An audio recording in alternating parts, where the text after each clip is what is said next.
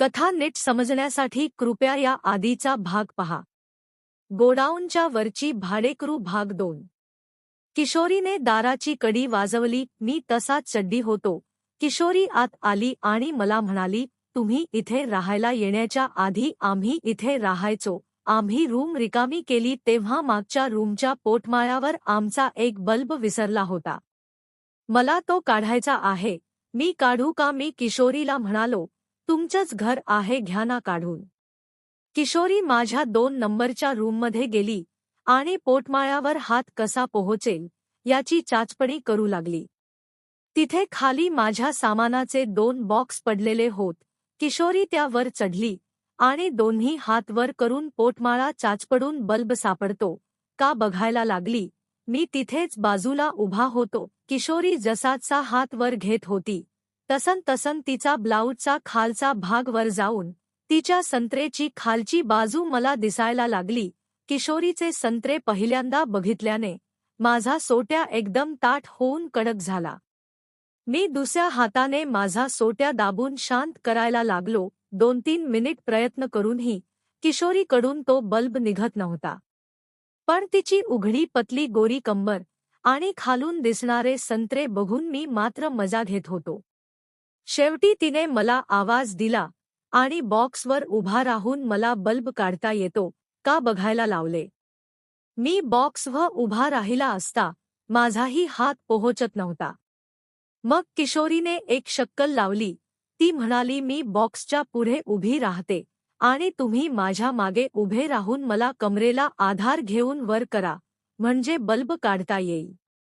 किशोरीच्या कमरेला हात लावता येणार या विचाराने मी खूप सुखावलो.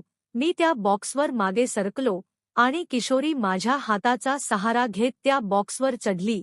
किशोरी आता एकदम माझ्यासमोर पाठमोरी उभी होती. तिने दोन्ही हात वर केले आणि पोटमाळ्याला लावले आणि मला म्हणाली, उचला आता मला थोडंसं वर. मी माझे दोन्ही हात समोर घेत किशोरीच्या कमरेला लावले आणि किशोरीला उंच उचलले. किशोरीच्या पतल्या कमरेला हात लावल्याने मला खूप मजा यायला लागली. किशोरीला वर उचलल्याने तिचे टिंगर आता माझ्या तोंडाजवळ आले होते. 2 मिनिट झाले तरीसुद्धा किशोरी पोटमाळ्यावर बल्ब चाचपडत होती. 2 मिनिटानंतर किशोरी म्हणाली, बल्ब सापडला. मग मी माझा हात थोडासा ढिला करत हळूहळू किशोरीला खाली उतरवायला लागलो. किशोरीला उतरवताना माझे हात तिच्या संत्रेपर्यंत पोहोचले. किशोरी आता आरामात उतरू शकली असती तरीसुद्धा मी माझ्या हाताची मिठी तिच्या कंबरेच्या बाजूला घट्ट ठेवली आणि हात थोडा सैल करत हळूहळू किशोरीला खाली सरकवत उतरवायला लागलो. खाली सरकत सरकत किशोरीच्या संत्रेचा खालचा भाग माझ्या हाताला घासायला लागला. किशोरीचे संत्रे दबत असल्याने मला खूप मज्जा यायला लागली आणि माझा सोट्या खूप टाईट व्हायला लागला. किशोरीचे पूर्ण संत्रे दाबावे यासाठी मी अजून माझा हात सैल करत तिला खाली सोडले. किशोरीच्या संत्रेच्या मध्यभागापर्यंत मी पोहोचलो होतो. किशोरीचे पूर्ण संत्रे आता माझ्याकडून दबत होते आणि त्याचवेळी खाली माझा सोट्या किशोरीच्या टिंगरावर घासल्या जात होता. मी किशोरीच्या कंबरेला मारलेली मिठी सोडायला तयार नव्हतो, कारण वर मी तिचे संत्रे दाबत होतो आणि खाली माझा सोट्या तिच्या टिंगरावर घासत होतो. 2 मिनिट असेच गेले. त्यानंतर मला वाटले की किशोरी आता चिडेल. मी किशोरीच्या कंबरेचा हात सोडला आणि तिला बॉक्सवर उतरवले. 2 मिनिट असेच गेले. त्यानंतर मला वाटले की किशोरी आता चिडेल. मी किशोरीच्या कंबरेचा हात सोडला आणि तिला बॉक्सवर उतरवले. किशोरी आता बॉक्सच्या खाली उतरली. माझ्या नजरेत नजर टाकत स्मित हास्य करत दरवाजाकडे जात ती म्हणाली, खूप छान वाटले मला. असे बोलून दरवाजा लोटत ती पळत वर गेली.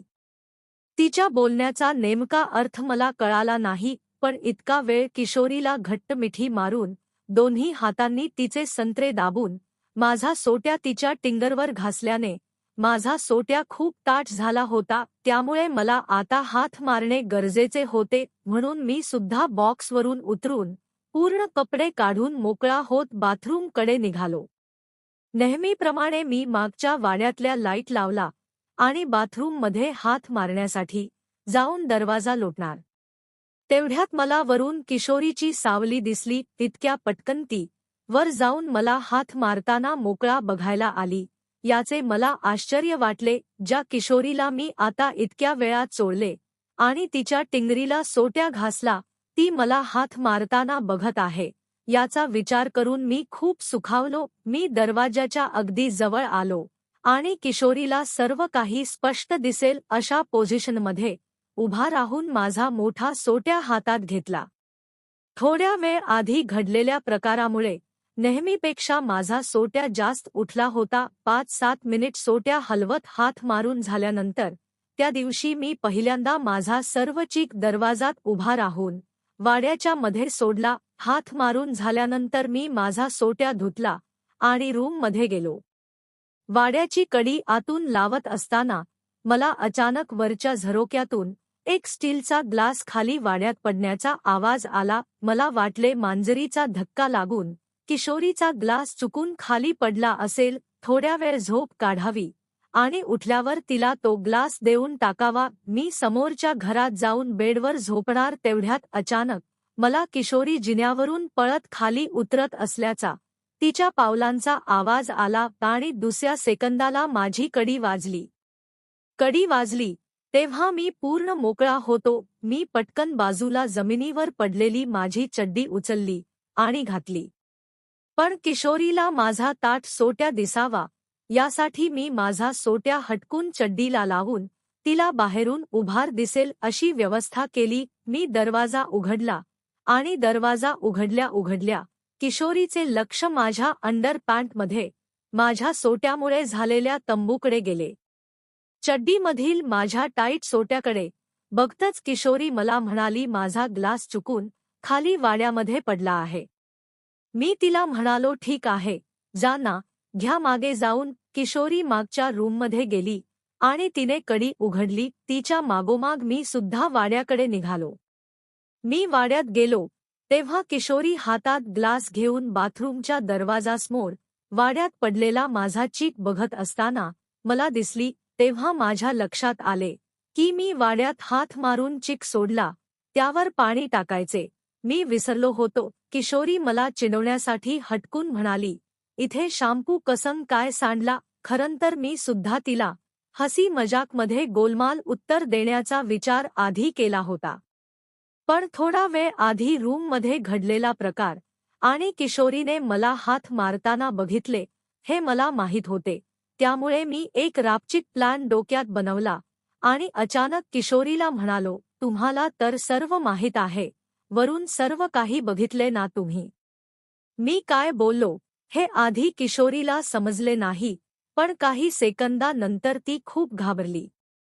मी किशोरीला म्हणलो, जेव्हा पण वाड्यातला लाईट लावून बाथरूममध्ये जातो तेव्हा तू तुझ्या बाथरूममध्ये लपून मला मोकळा बघत असतेस, हे मला माहीत आहे. हे ऐकून किशोरी पप करायला लागली. पुढचा भाग लवकर